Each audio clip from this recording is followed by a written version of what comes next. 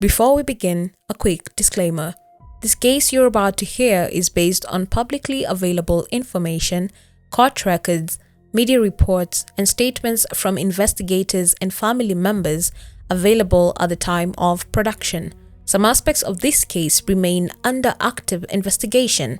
Any individuals mentioned as suspects are presumed innocent unless proven guilty in a court of law. Our goal is not to sensationalize tragedy, but to tell victim stories respectfully and seek truth and justice.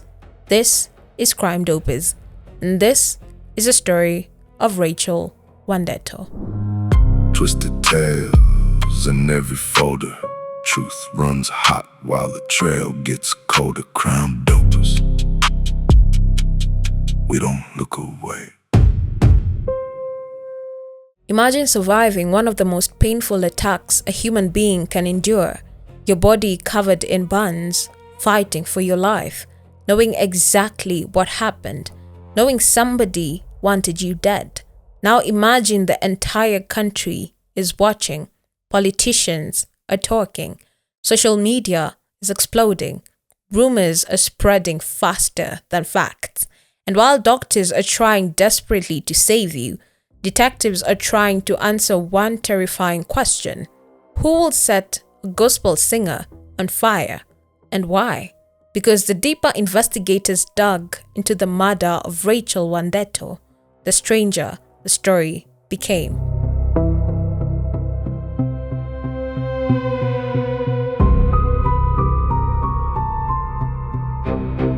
Hey Crime Dopers, welcome back to the show.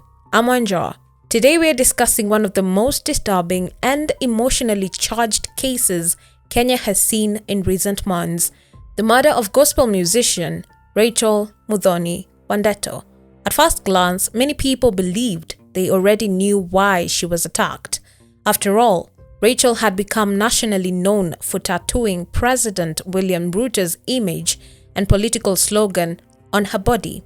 The public reaction was intense. Supporters praised her, critics mocked her, others questioned her motives.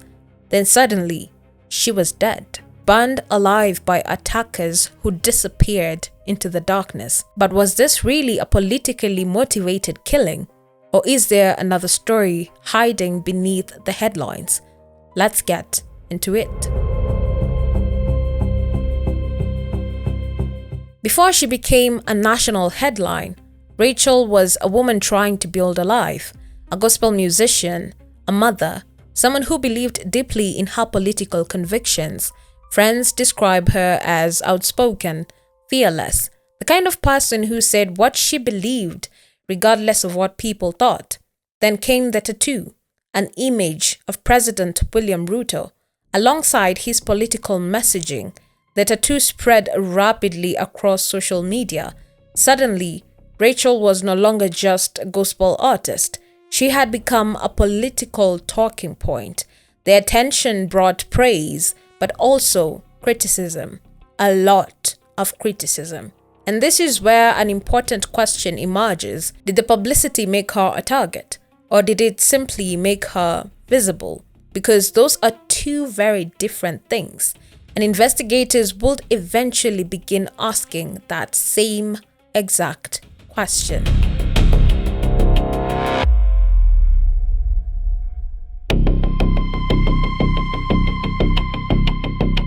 May 15th, 2026. For Rachel Wandetto, it started like any other evening. There was no indication that within a few hours, her life will be hanging by a thread. No warning, no public threat, no visible signs that something terrible was waiting for her. At least, none that we know of. And that's one of the things that makes this case so unsettling. Because investigators don't believe Rachel simply crossed paths with violent strangers. They believed she was specifically targeted. And if that's true, then someone had already made a decision long before that night began. According to information presented by investigators, Rachel was at her home in Mwiki, Kasarani. At some point, she received communication that prompted her to leave. Now, let's pause there. That detail may sound small, but it could be one of the most important pieces of this entire case. Think about it. Most people don't leave their homes late at night unless they have a reason, especially if they're going to meet someone, especially if they believe that person can be trusted. Investigators reportedly began examining phone records almost immediately because they wanted to identify the last person who communicated with Rachel, who called her, who texted her, who knew where she was going, and perhaps most importantly, who knew she will be alone. Those answers may hold the key to solving this case. According to court documents, Rachel was eventually led toward an area near 11th Street off Obama Road in Mwiki. It wasn't a busy public gathering. It wasn't a crowded event. It was the kind of location where someone could be isolated. And that's exactly what appears to have happened. At some point during the night, Rachel encountered several men. Not one, several. Reports indicate there were at least 3 attackers involved. 3. Now ask yourself this. How often do 3 people independently decide to commit the exact same violent act at the same exact time? Almost never, which means investigators are looking at the possibility of planning, coordination, preparation, maybe even surveillance, because for multiple attackers to arrive at the same place, at the same time, waiting for the same victim, somebody likely knew exactly where Rachel will be. According to investigative affidavits, the men allegedly confronted her and began questioning her, and what they allegedly asked is incredibly significant. They reportedly questioned her about her political position, about her public support for President William Ruto, and about whether she was receiving money. Money. That detail keeps resurfacing throughout this case. At first glance, many people assumed the attack was purely political. After all, Rachel had become famous because of the tattoo. But investigators soon started asking a different question. What if the attackers believed Rachel had access to money because of her political visibility? What if rumors were circulating behind the scenes? What if somebody thought she had been rewarded financially for her loyalty? Was that true? Was it false? At this stage, investigators have not publicly established any evidence that Rachel was receiving secret financial benefits, but the perception alone may have been enough to motivate someone, and perceptions can be dangerous, especially when combined with resentment, jealousy, or greed. Then came the violence. According to investigators, the attackers physically assaulted Rachel. Moments later, they allegedly doused her with a flammable substance believed to be petrol. This is a point where the attack becomes even more disturbing, because carrying petrol isn't something that happens by accident. You don't randomly have enough fuel on hand to carry out an attack like this. It's a just preparation, intent, a plan. This wasn't a spur-of-the-moment decision made in anger. At least that's how investigators appeared to be viewing it. Someone had petrol, someone transported it, someone was prepared to use it. And then, according to investigators, Rachel was set on fire.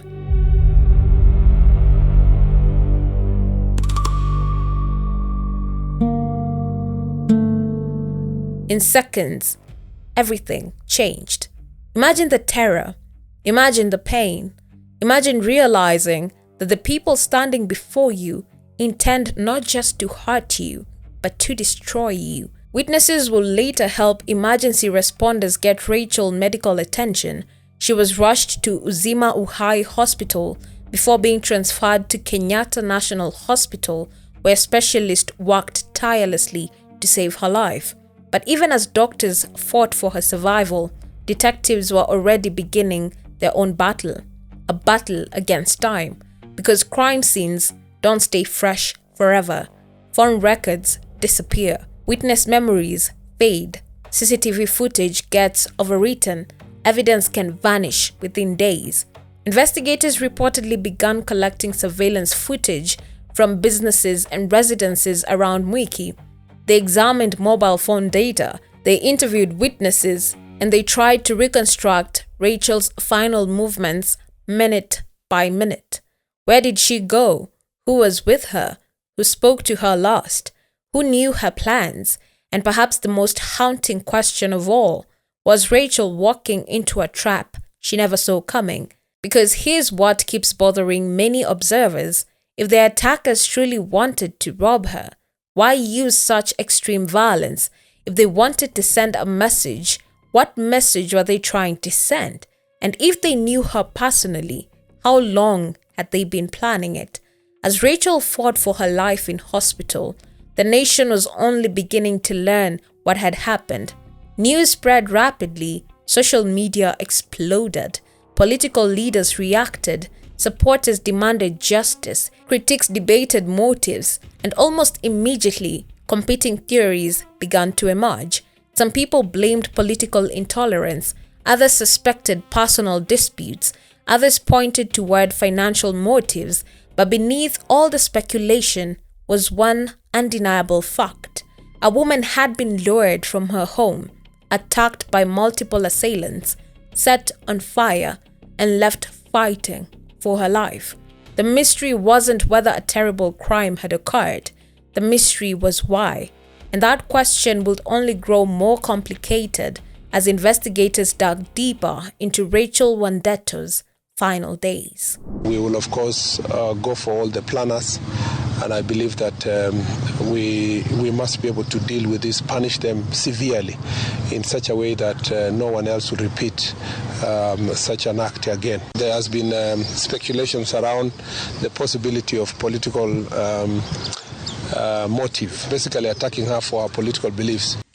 I want to ask again to caution all the political leaders in their political rhetoric to stop inciting the people of Kenya and radicalizing people and hiring and using goons and gangs to attack other citizens. But regardless of whether it was political or not, no citizen should actually ever go through such kind of torture.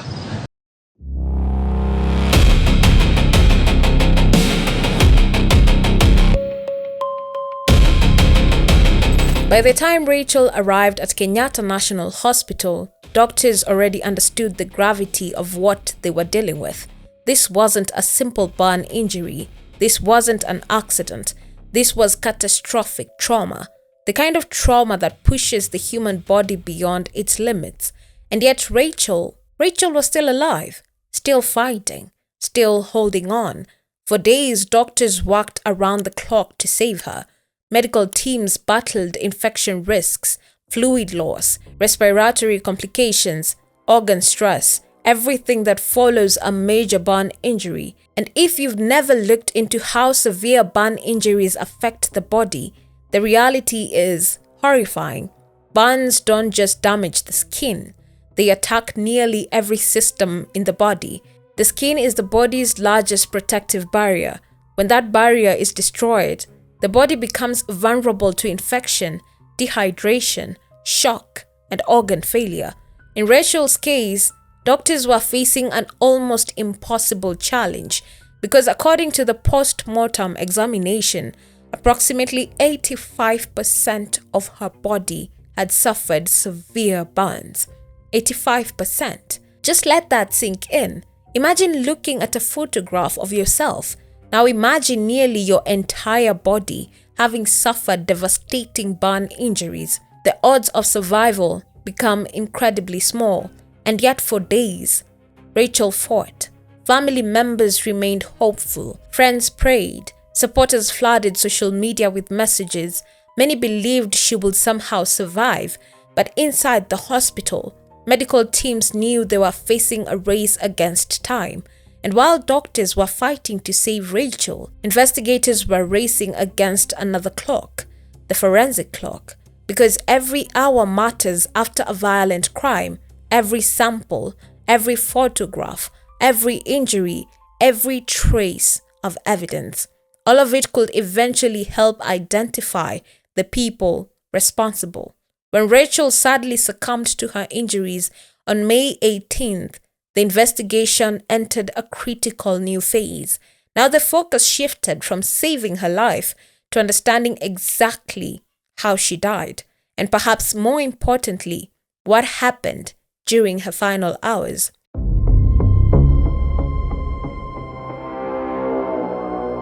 The post-mortem examination was conducted by government chief pathologist Dr. Johansen Oduor.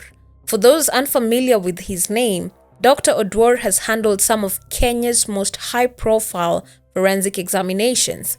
His findings often become central pieces of evidence in major criminal investigations. The autopsy confirmed what doctors had already feared. Rachel's body had sustained extensive burn injuries, covering approximately 85% of her total body surface area. The burns were severe, deep, and widespread. According to the findings, the injuries triggered severe burn shock and systemic complications that ultimately caused her death. Now, on paper, that may sound clinical, almost detached, but the reality is anything but. Burn shock occurs when the body loses massive amounts of fluid through damaged tissue, blood pressure drops, organs struggle to function, the body's systems began shutting down one by one. It is an extraordinarily painful and dangerous medical emergency, and for Rachel, the damage was simply too extensive. But here's where the story takes another turn, because the autopsy wasn't just about confirming the cause of death. It was also about answering questions investigators still had, questions that many people outside the investigation never even considered. Forensic specialists reportedly collected additional samples from Rachel's body: DNA samples, microscopic tissue samples, toxicology samples, and other forms of forensic evidence. Now, you might be wondering, why collect all of that if investigators already know she was burned? Because detectives weren't ruling anything out. At that point, they still needed answers. Had Rachel been attacked before she was set on fire? Had she been restrained? Were multiple people involved? Could attackers have left biological evidence behind? Was there evidence of another crime committed before the burning? Could forensic testing identify individuals who were present during the attack? These aren't dramatic television questions. They're the kind of questions homicide investigators ask every single day. Because sometimes what appears obvious at first glance is only part of the story, and sometimes the smallest forensic detail changes everything. Investigators were reportedly determined to reconstruct Rachel's final moments as currently as possible. Not what people assume happened, not what social media believed happened, what actually happened, minute by minute, evidence by evidence, fact by fact. Meanwhile, the public conversation was moving in a completely different direction. Online speculation exploded. Everyone seemed to have a theory. Some people immediately declared the murder politically motivated. Others insisted it was personal. Some claimed it was about money. Others suggested jealousy. The problem? Most of these theories were being formed long before investigators had finished collecting evidence. And that's dangerous, because once a public narrative takes hold, it can become difficult to separate fact from assumption. The forensic team didn't have that luxury. They couldn't afford assumptions. Every conclusion had to be supported by evidence. And that's exactly why the post-mortem examination became so important. It provided something social media couldn't: facts, verifiable facts. Rachel suffered devastating burn injuries. Those injuries caused severe physiological complications, and those complications caused her death. Everything else still required investigation, but even with those answers, detectives were left with another troubling reality. The autopsy could explain how Rachel died. It could not explain why. It couldn't identify who planned the attack. It couldn't reveal who made the phone call that allegedly lured her from her home. It couldn't tell investigators who brought the petrol. It couldn't identify who struck the match. And perhaps most hauntingly of all, it couldn't explain why multiple people would allegedly participate in such a brutal act. That answer would have to come from somewhere else. Phone records, witnesses, digital evidence, financial records, interviews, and eventually, the people closest to Rachel herself. Because as investigators dug deeper into her relationships, communications, and recent activities, they began discovering leads that suggested this case might be far more complicated than a straightforward political attack. And the deeper they looked, the more questions emerged. Questions about trust, questions about money, questions about the people who had access to Rachel's life.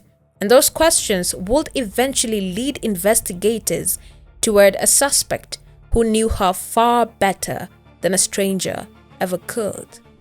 The DCI have been directed to move with speed and unravel what happened, so that all those who are involved, they must have their day before a court of law.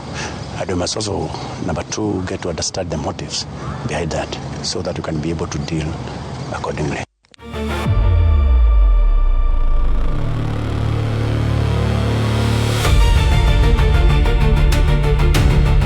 By now, investigators knew one thing for certain. Rachel Wandetto's attack was not random.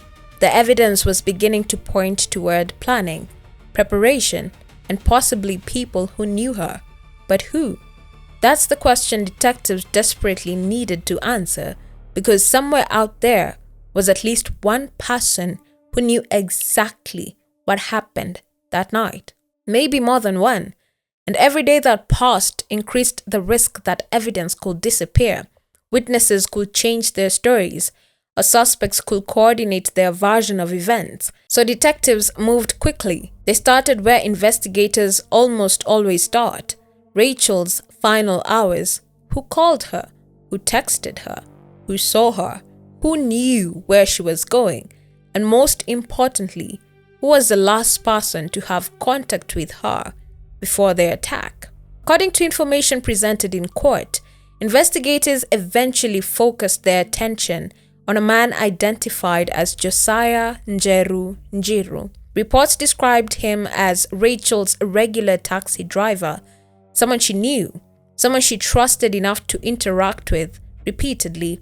And that's what immediately caught people's attention, because when we think about horrific crimes, we often imagine strangers, unknown predators, danger lurking in dark places.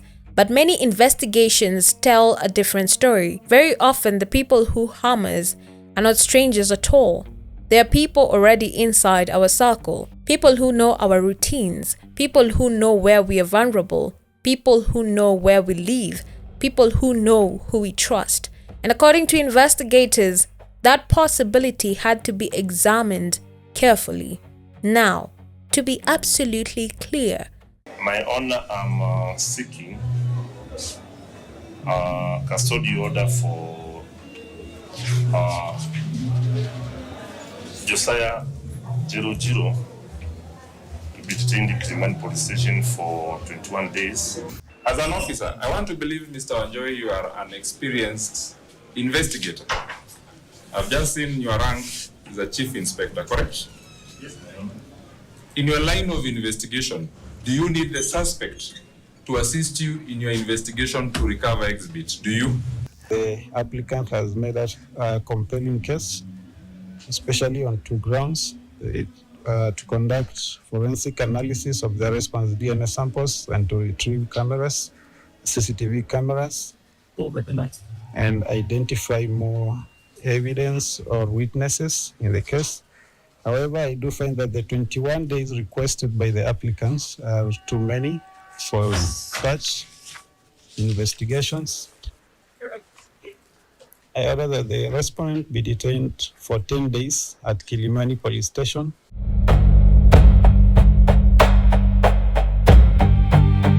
the time of this recording, a court has not convicted anyone for Rachel's murder. Every suspect remains innocent unless proven guilty in a court of law. But detectives clearly believed there was enough concern to seek additional time for investigations. While the matter came before the Makadara law courts, investigators requested more time to continue gathering evidence.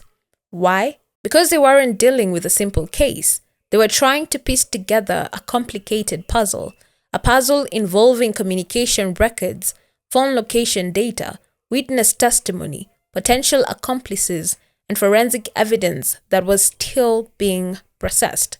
The prosecution reportedly wanted 21 days. The court granted 10 days. 10 days to answer questions that could determine whether someone would eventually face a murder charge. And those questions were significant because investigators reportedly believed the attack involved more than one person. Think about that. If there were indeed multiple attackers, then identifying one suspect might only reveal a fraction of the truth. Who are the others? What role did each person play? Who planned the attack? Who carried it out? Who supplied the petrol? Who made the phone call? And who benefited?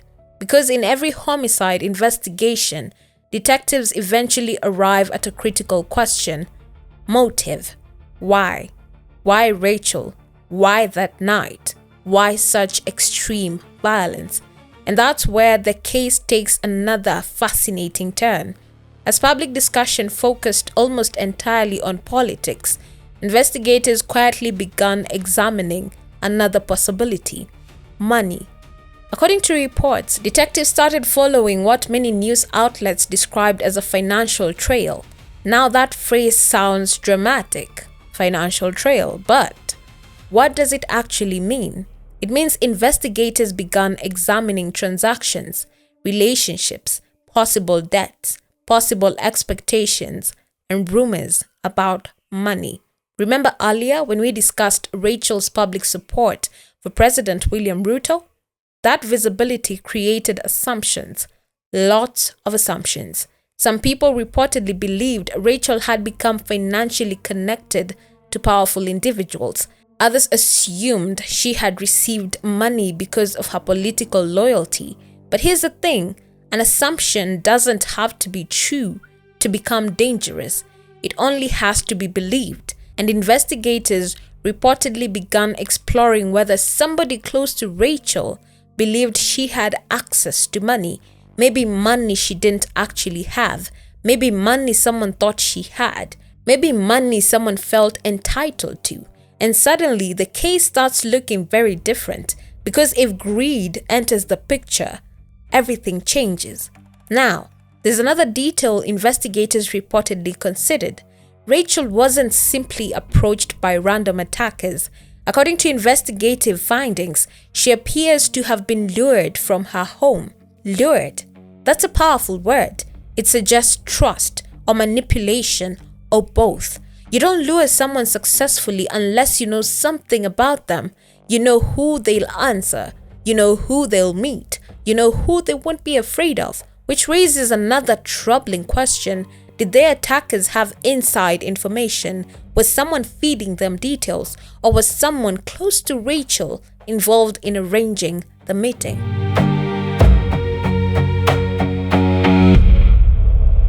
At this stage, investigators have not publicly answered those questions, but they remain central to understanding what happened. Meanwhile, detectives were reportedly examining mobile phone records, cell tower data, digital communications, and surveillance footage. They wanted to establish a timeline, a minute-by-minute reconstruction of Rachel's final movements. And here's why that matters. Phones don't lie easily. A person's memory can fail. A witness can become confused. Someone can intentionally mislead investigators, but digital footprints are harder to manipulate. Phone records can reveal who communicated with whom. Location data can place devices near crime scenes. Messages can expose hidden relationships. Deleted communications can sometimes be recovered. In modern investigations, Digital evidence often tells a story people don't realize they're leaving behind, and detectives hoped that story will lead them closer to Rachel's killers. Then, another possible angle emerged. Investigators publicly indicated they were examining personal relationships, and that immediately sparked speculation. Was there a disagreement, a grudge, a personal conflict, a romantic dispute? Some reports suggested investigators were even exploring the possibility of a love triangle. Now, it's important to remember that exploring a lead is not the same as proving it. Investigators follow dozens of leads in major cases. Some turn out to be important, others go nowhere. But the fact that detectives were considering multiple motives tells us something important.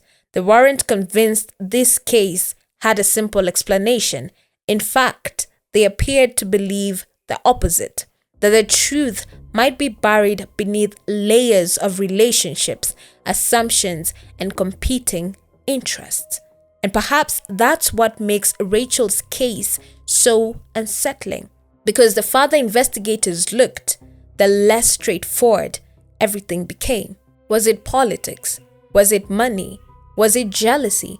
Was it revenge? Was it a personal dispute that spiraled into unimaginable violence? Or was it some combination of all those things? At the center of all those questions sat one painful reality. Rachel was gone. A mother, a daughter, a gospel artist, a woman whose life ended in unimaginable suffering.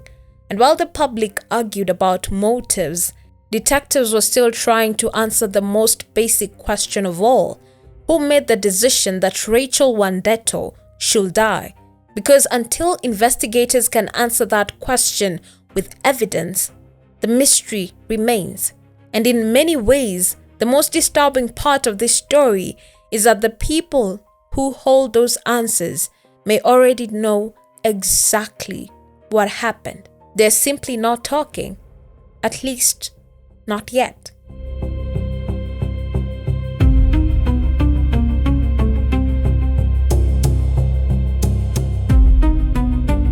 Most murder cases end with a funeral. Not this one. Rachel's death triggered a second battle, one that unfolded in courtrooms, family meetings, and public view. Her family prepared for burial in Kirinyaga. The grave was dug. Food was prepared. Mourners arrived. Everything was ready. Then came a court order. The burial stopped. Imagine the heartbreak. Hundreds gathered, a family desperate for closure, and suddenly everything freezes. At the center of the dispute was a conflict involving Rachel's husband and her maternal family. Questions emerged about burial rights, marital status, customary practices, and control over funeral arrangements. Then another issue surfaced: a reported funeral contribution totaling approximately 1.6 million Kenyan shillings from political leaders. Immediately, people began asking difficult questions. Was this really about burial rights? Was it about family disagreements? Was money influencing the conflict? Or was it all of the above? The result was surreal. An empty coffin burial ceremony, an empty grave, and Rachel's body remaining in the mortuary. Even in death, peace remained elusive.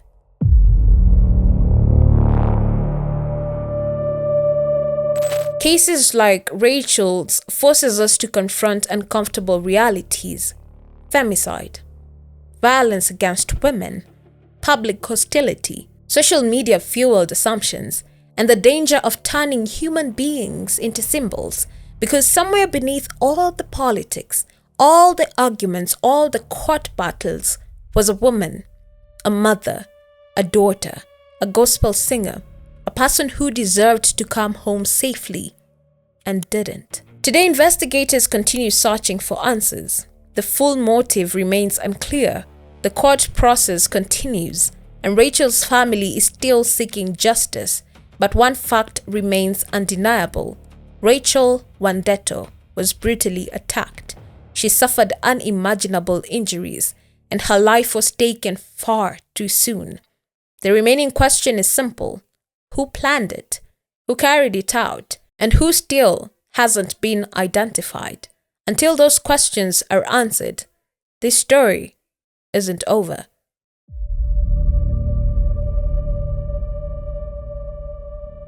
If you have information regarding the murder of Rachel Wandetto, please contact the Directorate of Criminal Investigations or your nearest police station.